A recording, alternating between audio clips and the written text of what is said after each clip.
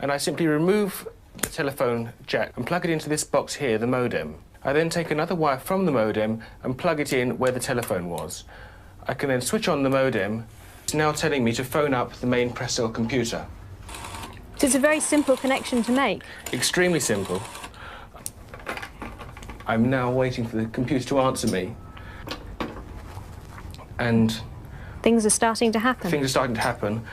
Why did you buy a computer? Well, I was very interested in the new technology and didn't want to be left behind. I don't think it's only for the youngsters at school now. I think us older ones will have to learn a lot about it. What is Internet anyway? Internet is that massive computer network, the one that's becoming really big now. What do you mean? That's big? How does one? What do you write to it like mail? No, a lot of people use it and communicate. I guess they can communicate with NBC writers and producers. Allison, can you explain what Internet is? The world is in financial disarray. Currencies failing, economies in wild flux, jobs being lost.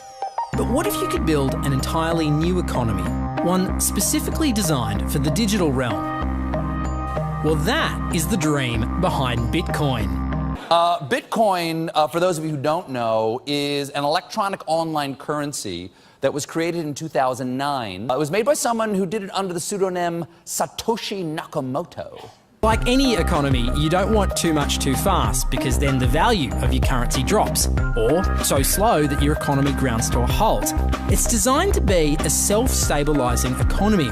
Whether it actually is that way though, well, that is a little bit more complicated. Because some people have said, hey, Bitcoin is the answer to those problems. Are you a believer?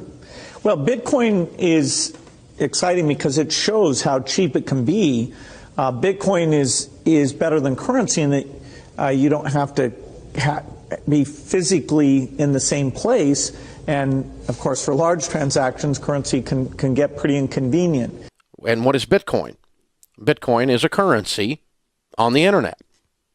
I sent 100 euros worth of Bitcoin from here in Tokyo directly to you guys through this camera, through the network, through the TV, right into your home. If I had tried to do that, send you the money with a traditional bank, it would have taken several days and probably cost 30 euros. I just did it right now with Bitcoin instantly, basically for free, and didn't have to ask anybody for permission. I didn't need a bank, I didn't need a government, I didn't need anybody. I just needed myself and you and our smartphones to do it.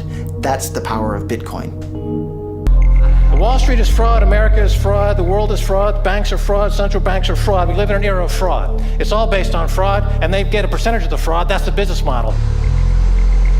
To suggest that there is any moral or ethical aspect to anything that's going on now is to be completely naive about the fact that we live in an era dominated by financial terrorists, jihadis of banking. They're here to kill you and themselves. They believe in an ideology, not the Quran, but Adam Smith, that they completely misread and interpret as something to justify their blowing themselves up. Janet Yellen's a terrorist! Mario Draghi's a terrorist! The Central Bank of Japan is a terrorist! These are the real terrorists! Funds received. This community is switching to what they think is a better monetary system. A system in which banks are no longer needed because payments could be made directly from one person to another. Bitcoin is fundamentally different because in Bitcoin, you don't owe anyone anything and no one owes you anything. It is not a system based on that. It is a system based on ownership. And no one can censor it, no one can seize it, no one can freeze it.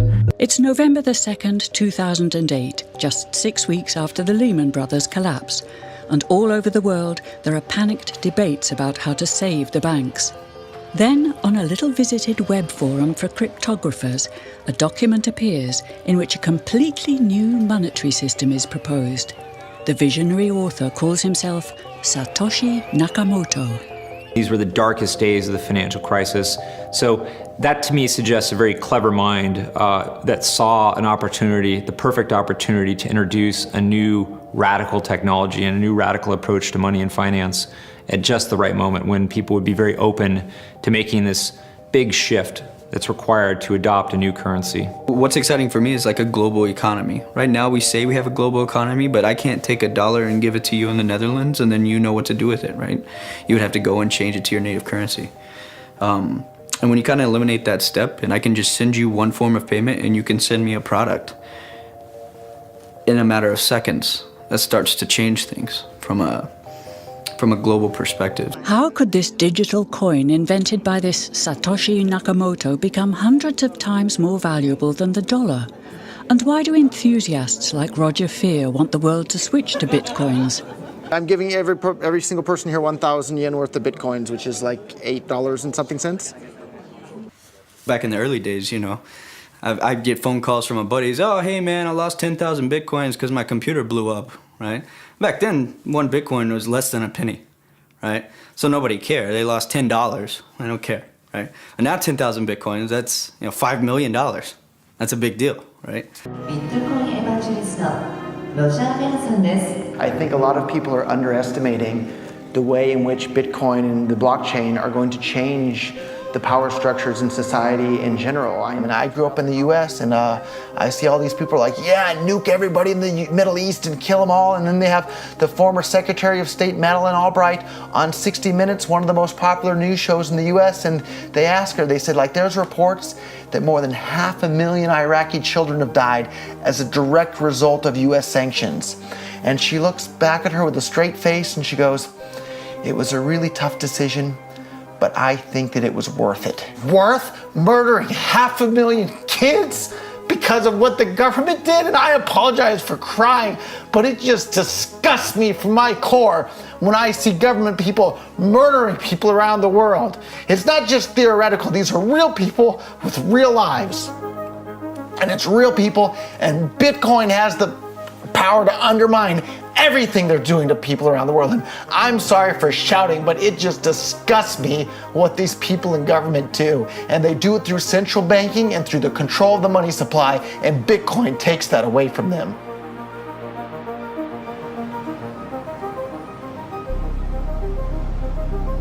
You can buy Bitcoin at the Shell station. Check it out. Good. Got $2. Hit finish. Oh.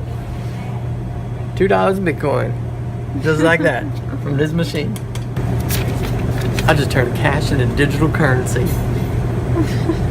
So thinking that it's too late to get involved in Bitcoin is like thinking it's too late to get involved with the internet or too late to get involved with using a cell phone. Like, it's not too late to get involved in Bitcoin. If Bitcoin becomes really popular all over the world, Bitcoins are going to have to be worth at least tens of thousands of dollars a Bitcoin, if not hundreds of thousands of dollars per Bitcoin. So thinking it's too late to get involved with Bitcoin is like thinking it's too late to get involved with using the internet. Of course not. Like, it's ubiquitous in our lives, and Bitcoin's going to become ubiquitous in our lives as well.